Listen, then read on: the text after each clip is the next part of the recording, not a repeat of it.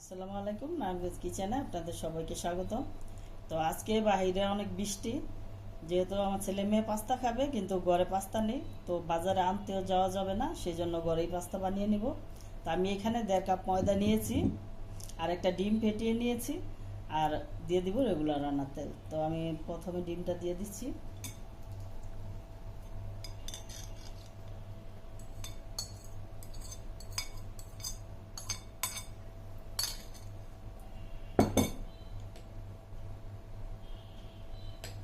দিয়ে দিচ্ছি স্বাদ মতো লবণ।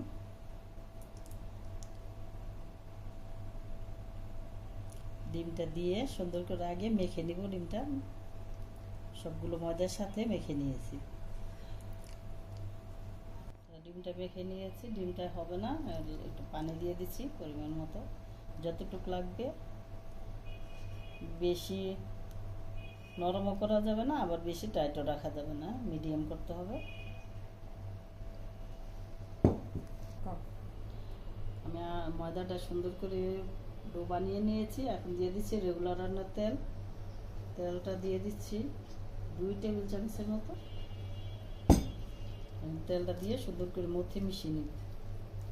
আমার ডোটা রেডি হয়ে গিয়েছে, এখন এটা রেখে দিব আধা ঘন্টার জন্য রেস্টে। দেখুন আধা ঘন্টা পরে ডো একদম সফট হয়ে গেছে। তো এখন বানিয়ে নিব পাস্তাগুলো সুন্দর করে। বড় সাইজে একটা রুটি বেলে আমি 2 সাইজ দিয়ে এইভাবে পেঁচিয়ে, ভিতরে ময়দা ছিটিয়ে দিয়ে এইভাবে পেঁচিয়ে নিয়েছি। তো এখন চিকন চিকন করে কেটে নিব।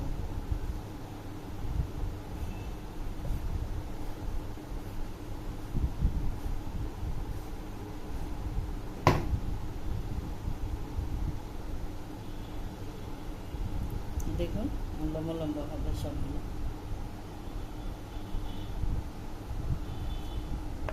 তার আরেকটা শেপের জন্য আমি এভাবে প্রথমে রুটিটাকে কেটে নিয়েছি। এখন একটা কলম অথবা আপনাদের কাছে যদি কাঠি থাকে দিয়ে এভাবে পেঁচিয়ে নেবেন।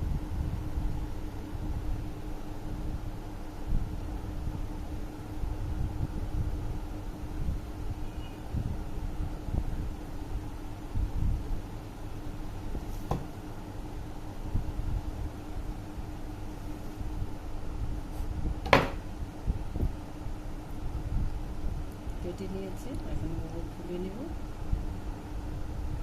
এখন কলমটাকে আমি সুন্দর করে বের করে নিব।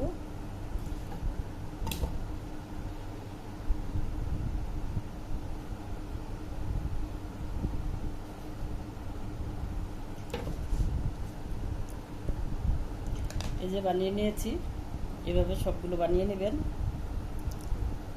তো পাস্তার এই শেপটা বানানোর জন্য প্রথমে এভাবে আমি রুটিটাকে কেটে নিয়েছি, নিয়ে যেই মাথা এইভাবে চেপে দিয়ে এইভাবে আরেক 2 মাথা চেপে দিয়েছি, মাঝখান দিয়ে এইভাবে চেপে দিলে হয়ে যাবে। আমি আরেকটা দেখিয়ে দিচ্ছি। প্রথমে এই মাথা এইভাবে চেপে দিবেন, দ্বিতীয় মাথা এইভাবে চেপে দিয়েছি, এখন এইভাবে দিলেই হয়ে যাবে। মাথাগুলোকে ছোট ছোট করে লেচি কেটে নিয়েছি। তো এইভাবে দিয়ে একটা কাঁটা চামচের মধ্যে এইভাবে ডলা দিলে এই যে দেখুন একটা সুন্দর ডিজাইন হয়ে যাচ্ছে। তো এইভাবে সবগুলোকে বানিয়ে নিব। দেখেছেন সুন্দর হয়েছে।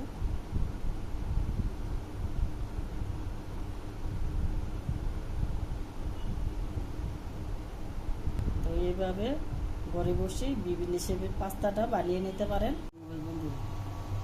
আমি পাস্তাটা সিদ্ধ করার জন্য গরম পানি বসিয়ে দিয়েছি। গরম পানির মধ্যে দিয়ে দিয়েছি রেগুলার রান্নার তেল 1 টেবিল চামচ, আর দিয়েছি স্বাদ মতো লবণ। তো পানি বলক চলে আসছে, এখন দিয়ে দিচ্ছি পাস্তাগুলো।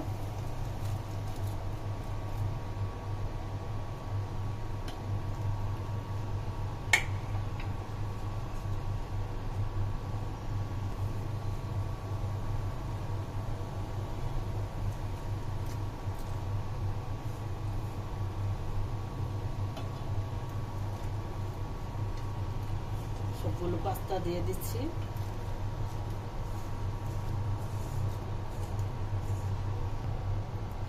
রান্নার তেলটা দিয়েছি যাতে একটার সাথে আরেকটা না লেগে যায়, সেই জন্য।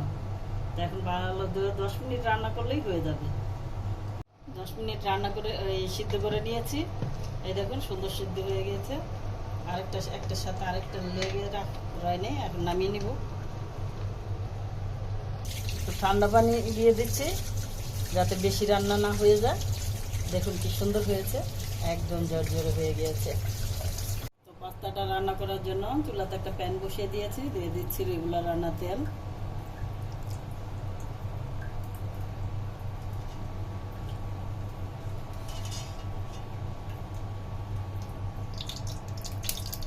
তেল গরম হয়ে গেছে, প্রথমে দিয়ে দিচ্ছি রসুন কুচি।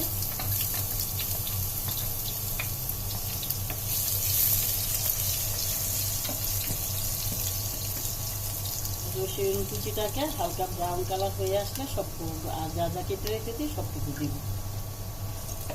রসুনগুলো ব্রাউন কালার হয়ে আসছে, এখন দিয়ে দিচ্ছি পেঁয়াজ।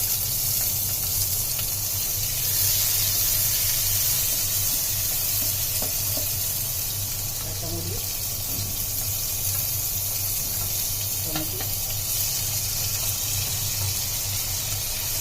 স্বাদ মতো লবণ। এখন দিয়ে দিচ্ছি হাফ চা চামচ গোলমরিচের গুঁড়া,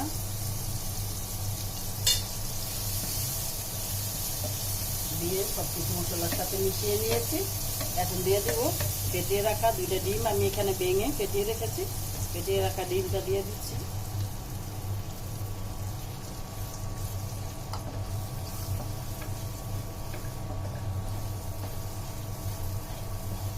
এখন দিয়ে দিব পাস্তাগুলো।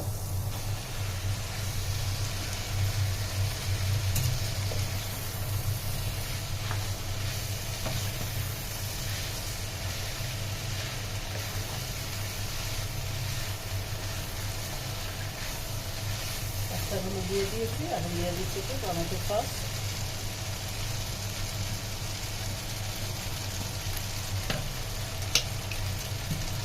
এখন দিয়ে দিচ্ছি সয়া সস, বেশি দিব না। দিয়ে দিচ্ছি 2 প্যাকেট ম্যাগি মশলা। ম্যাগি মশলাটা দিলে পাস্তার স্বাদটা খুব ভালো লাগে খেতে, বাচ্চারা খুব পছন্দ করে, সেই জন্য ম্যাগি মশলাটা দেওয়া। হয়ে গেল আমার পাস্তা রান্না, তাকে নামিয়ে নিচ্ছি। তো রান্না হয়ে গেল আমার পাস্তা, তো রান্না করে নিয়ে আসছি। এই পাস্তা দেখলে কিন্তু আর বাচ্চাদেরকে ডাকতে হয় না, এমনি নেচে নেচে খেয়ে নেয়। ওরা কিন্তু খেয়েছে, খুব মজা হয়েছে। তো আপনাদের কাছে কেমন লাগলো আমার আজকের রেসিপিটা? যদি ভালো লাগে তাহলে অবশ্যই লাইক কমেন্ট শেয়ার করে আমার পাশে থাকবেন, আর আমার চ্যানেলটাকে সাবস্ক্রাইব করবেন। তো আজকের মতো এখানে দেখা হবে পরবর্তীতে নতুন কোনো রেসিপির সাথে। আল্লাহ হাফেজ।